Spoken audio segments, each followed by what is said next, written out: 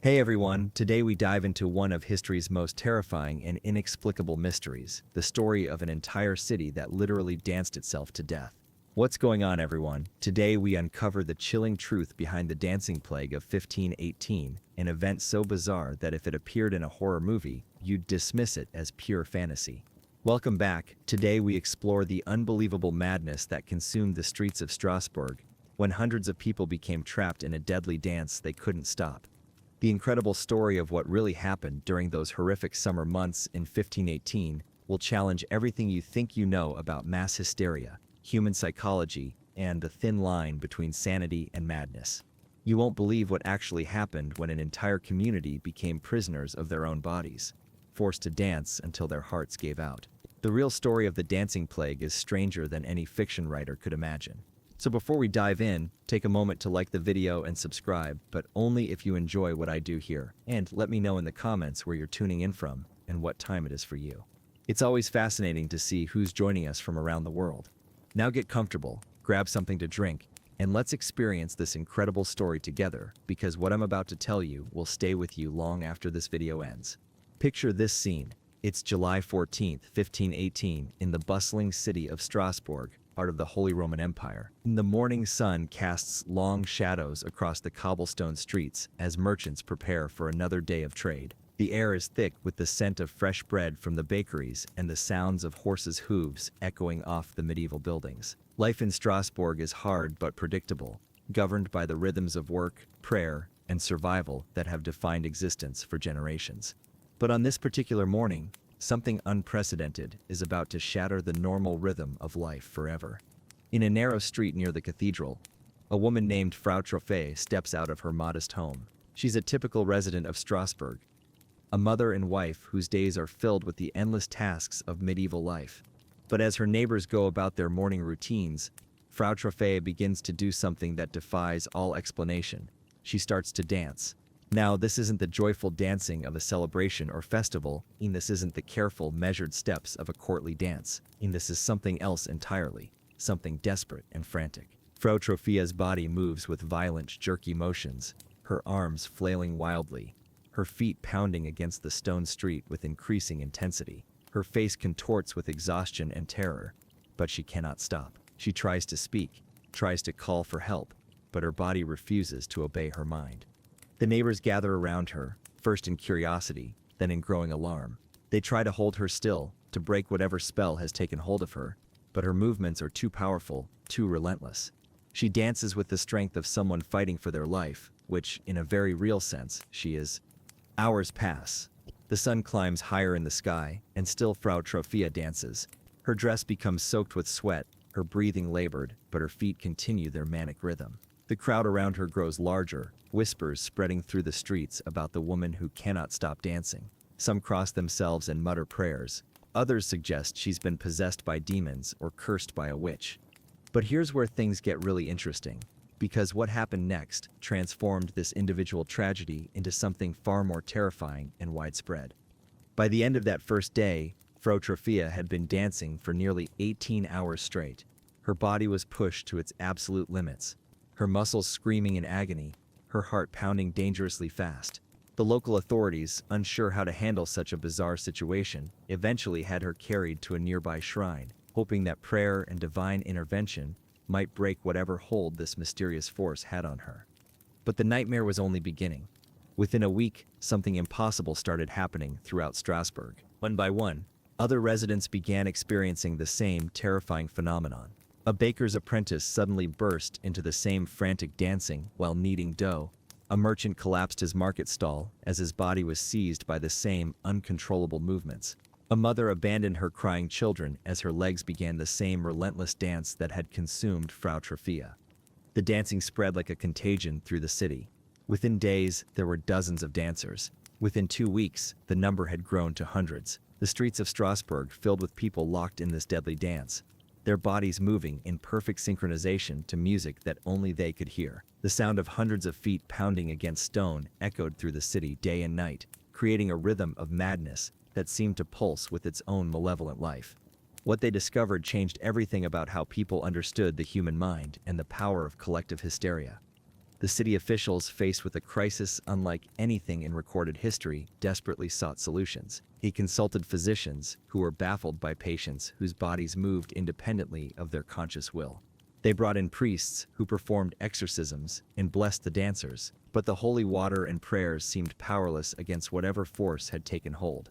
They even consulted astrologers and mystics, searching for any explanation that might point toward a cure. But the most chilling aspect of the dancing plague wasn't just the number of people affected or the bizarre nature of their condition.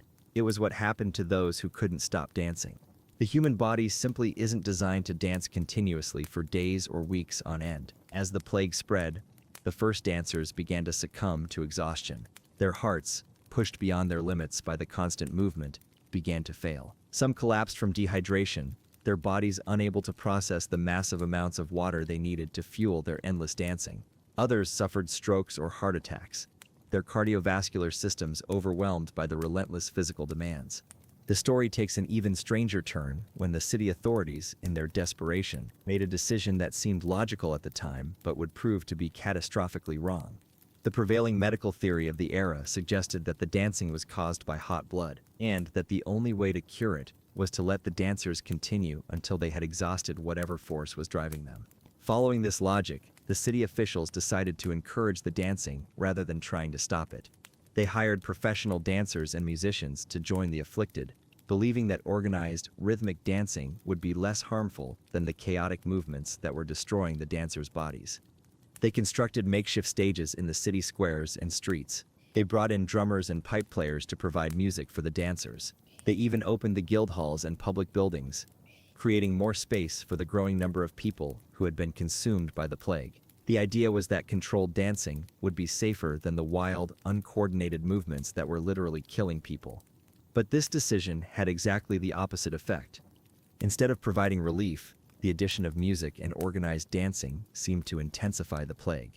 The rhythm of the drums appeared to synchronize the dancers' movements, creating a massive coordinated dance that involved hundreds of people moving as one organism.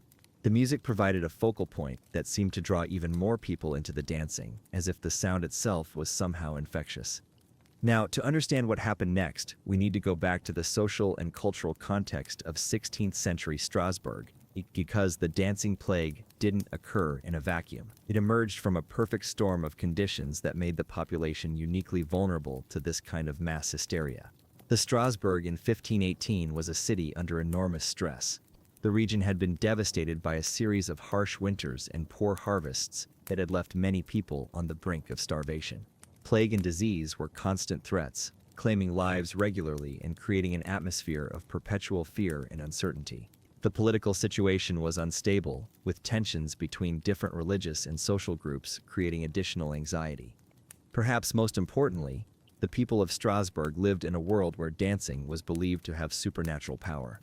Folk traditions spoke of cursed dances that could trap people in endless movement, and local legends told stories of saints who could force sinners to dance as punishment for their crimes. In this cultural context, the idea that dancing could be both a curse and a form of divine judgment wasn't just believable, it was expected. The psychological pressure on the population was immense. People were struggling to survive in harsh conditions while living in constant fear of disease, starvation, and social upheaval. When Frau Trophia began her desperate dance, she provided a physical manifestation of the psychological torment that many residents were already experiencing internally. Her dancing became a symbol of their collective anxiety, and watching her seemed to trigger the same response in others who were already on the edge of psychological breakdown. What they discovered changed everything about how we understand the connection between mind and body, between individual psychology and group behavior. As the dancing plague reached its peak in August 1518, the city of Strasbourg had essentially ceased to function normally. Hundreds of people were trapped in continuous dancing, while thousands more watched in fascination and terror. Markets closed as merchants abandoned their stalls to join the dancers or fled the city entirely. Families were torn apart as parents, children, and spouses became lost in the dance. The normal rhythms of medieval life ground to a halt, replaced by the constant sound of feet against stone and the desperate gasps of exhausted dancers. The death toll began to mount. The historical records from the period are fragmentary, but chronicles suggest that dozens of people died during the height of the plague. Some accounts claim that as many as 15 people were dying each day at the peak of the outbreak. The exact number of deaths is still debated by historians, but what's clear is that people were literally dancing themselves to death, their bodies pushed beyond the limits of human endurance. But here's where the story becomes even more fascinating and disturbing. The dancing plague didn't affect everyone equally. Certain groups seemed more susceptible than others, and the patterns of who was affected revealed important clues about the nature of the phenomenon. Women were disproportionately represented among the dancers, particularly women from lower social classes who were already dealing with the stress of poverty and limited social options. Young people were also more likely to be affected, especially those who were already dealing with the psychological pressures of adolescence and young adulthood. People who had previously experienced trauma or loss seemed particularly vulnerable, as if the dancing provided an outlet for emotional pain that they couldn't express in any other way. The dancing also seemed to spread along social networks. Family members, friends, and neighbors of existing dancers were more likely to become affected themselves. This pattern suggested that the plague was spreading through social connections rather than through any kind of biological contagion. People were literally catching the dancing from watching others dance, their mirror neurons and social instincts triggering the same response in their own bodies. What happened next reveals the most important aspect of the entire dancing plague, because the way it ended provides crucial insights into what caused it in the first place. By late August, the city authorities had realized that their strategy of encouraging the dancing was making the situation worse rather than better. They banned all music and dancing in the city, removed the stages and performance spaces they had constructed, and began actively trying to separate the dancers from their audiences. But most importantly, they changed their entire approach to treating the afflicted. Instead of viewing the dancing as a medical condition that needed to be cured through physical intervention, they began treating it as a spiritual crisis that required religious healing. They organized massive religious processions and prayer services. They brought in relics and holy objects believed to have healing power. Most significantly, they arranged for many of the dancers to be taken to a shrine dedicated to Saint Vitus, the patron saint, who was believed to have power over dancing manias. The effect was almost immediate and dramatic. As the dancers were removed from the city and taken to the religious shrine, many of them began to recover. Away from the crowds and the social pressure that had sustained the dancing, and surrounded by religious rituals that provided alternative explanations for their experience, people began to regain control of their bodies. The dancing stopped, the epidemic faded, and Strasbourg slowly returned to normal life. But the implications of what had happened would echo through history and continue to puzzle researchers to this day. The dancing plague of 1518 represents one of the most well-documented cases of mass psychogenic illness in human history. It demonstrates the incredible power of psychological and social factors to create physical symptoms that are both real and devastating. The dancers weren't faking their condition or consciously choosing to dance. They were experiencing a genuine medical emergency caused by the complex interaction between their individual psychology, their social environment, and their cultural beliefs. Modern researchers have identified several factors that made the dancing plague possible. The population of Strasbourg was under extreme stress from economic hardship, disease, and social instability. They lived in a culture that provided a framework for understanding and expressing psychological distress through dancing, and they had strong social bonds that allowed behaviors to spread rapidly through the community. And they existed in a time and place where alternative explanations for unusual behavior were limited, making the dancing seem like the only way to express their collective anxiety.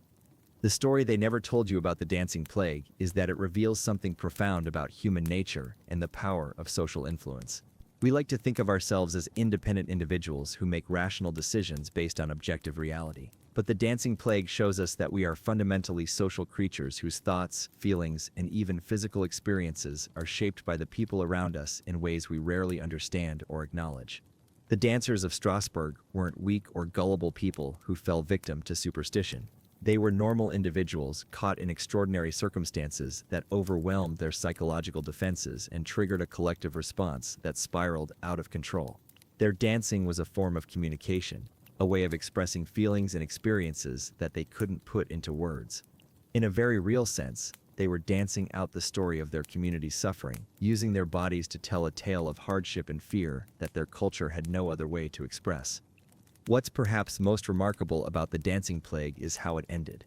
The recovery didn't come through medical intervention or scientific understanding. It came through providing the affected people with alternative ways to understand and express their experience. The religious rituals and spiritual healing gave them a new framework for making sense of what had happened to them, and more importantly, it gave them permission to stop dancing and return to normal life.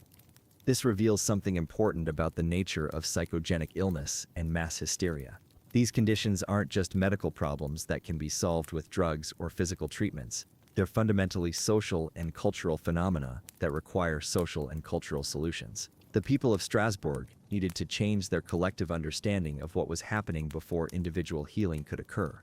The dancing plague also demonstrates the incredible complexity of human consciousness and the mysterious relationship between mind and body. The dancers experienced genuine physical symptoms that were caused by psychological and social factors rather than biological disease. Their bodies were responding to mental and emotional stress in ways that were both dramatic and dangerous. This challenges our modern tendency to separate physical and mental health into distinct categories and reminds us that human beings are integrated systems where psychological, social, and physical factors are constantly interacting.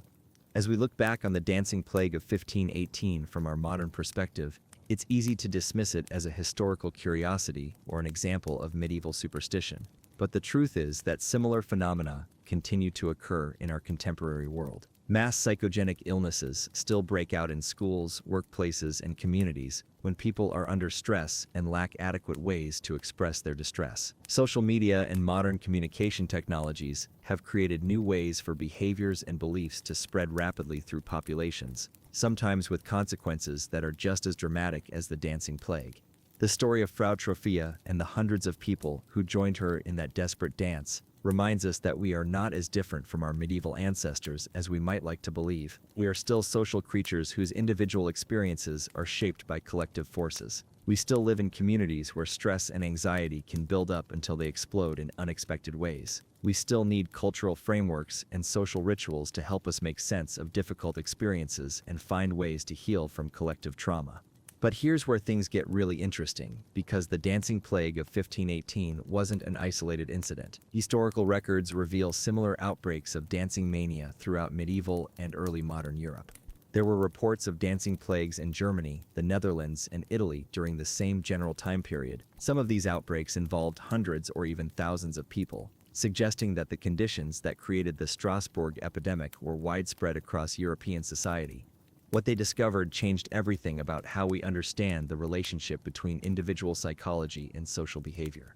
These dancing plagues reveal patterns that help us understand not just what happened in Strasbourg, but why similar phenomena continue to occur throughout human history whenever communities face overwhelming stress without adequate resources for coping.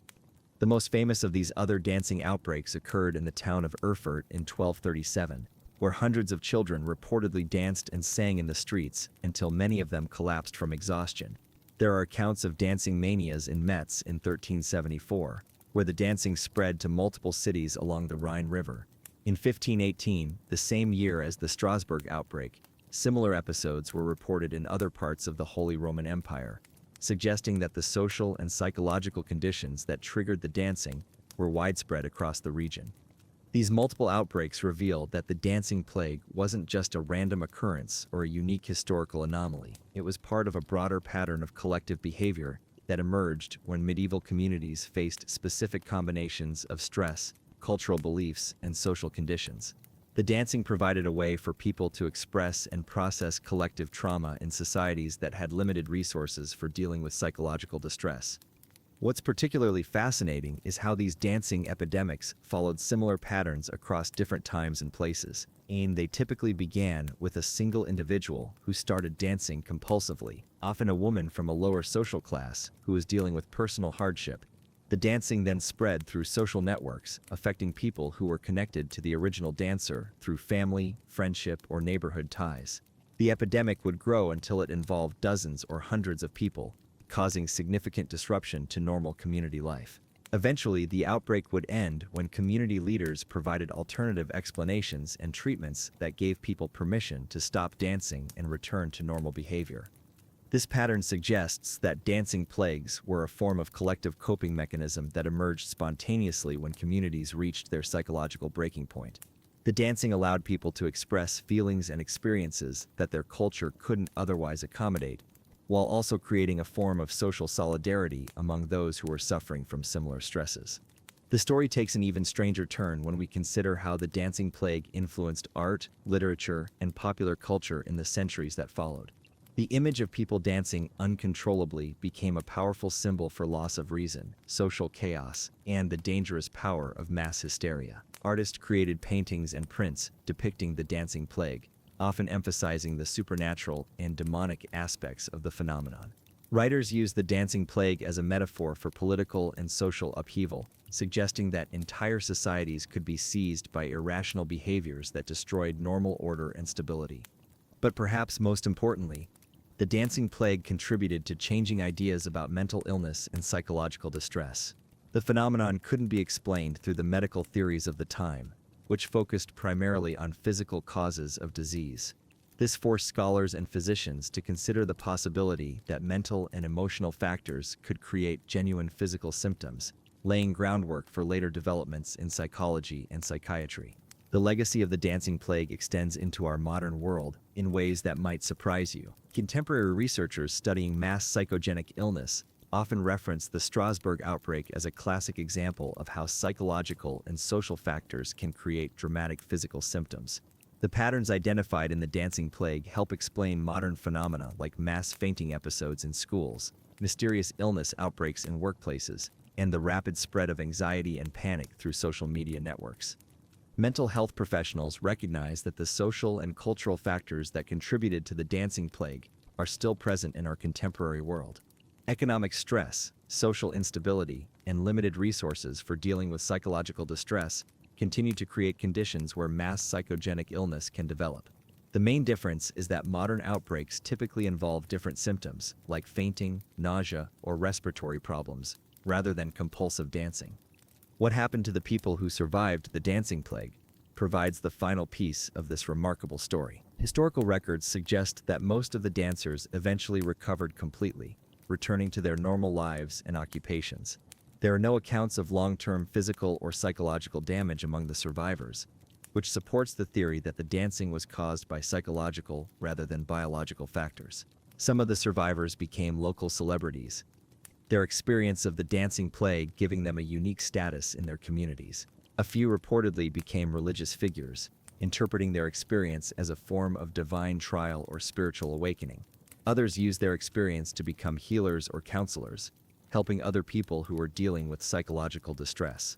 But for most of the survivors, the dancing plague became simply a strange chapter in their personal histories, a time when they had been temporarily overwhelmed by forces beyond their understanding or control. They integrated the experience into their life stories and moved forward, perhaps with a deeper appreciation for the fragility of human consciousness and the power of social influence. The story of the dancing plague of 1518 challenges us to reconsider our assumptions about rationality, individual agency, and the nature of human consciousness. It reminds us that we are social creatures whose individual experiences are constantly shaped by collective forces that we may not fully understand or control. It demonstrates that the line between sanity and madness, between normal behavior and pathological symptoms, is much thinner and more permeable than we usually acknowledge. Most importantly, the dancing plague teaches us about the power of community and culture both to create problems and to provide solutions. The same social forces that triggered the epidemic also provided the resources for healing and recovery. The dancers were trapped by their community's initial response to their condition, but they were also freed by their community's willingness to change that response and provide alternative frameworks for understanding and treating their distress. As we face our own contemporary challenges with mental health, social stress, and collective trauma, the dancing plague of 1518 offers both a warning and a source of hope. It warns us about the dangers of ignoring psychological and social factors in health and illness, and about the potential for collective behaviors to spiral out of control when communities lack adequate resources for coping with stress.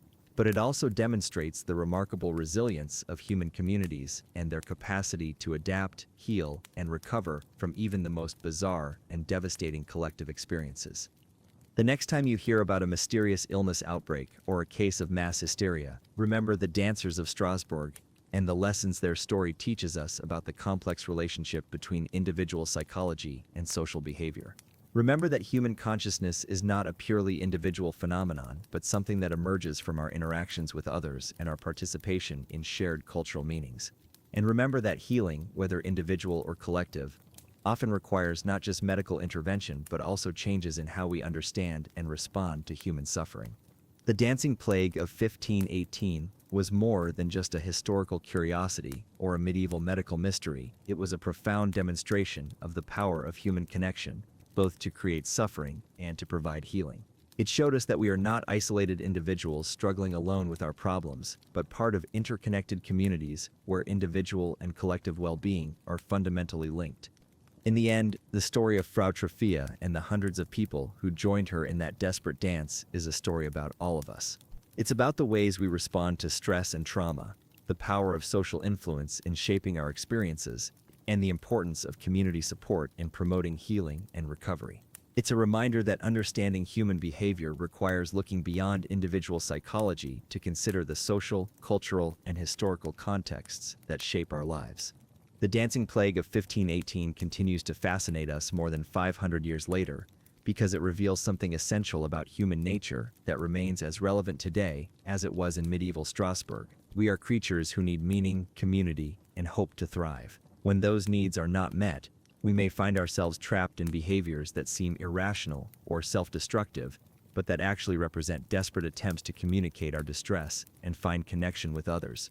The dancers of Strasbourg have been silent for centuries, their frantic movements stilled by time and death. But their story continues to speak to us, offering insights into the mysteries of human consciousness and the enduring power of collective experience. In their desperate dance, we can see reflections of our own struggles with stress, anxiety, and the search for meaning in an often chaotic and unpredictable world. And in their eventual recovery, we can find hope that even the most overwhelming collective crises can be survived and overcome through community support, cultural adaptation, and the remarkable resilience of the human spirit.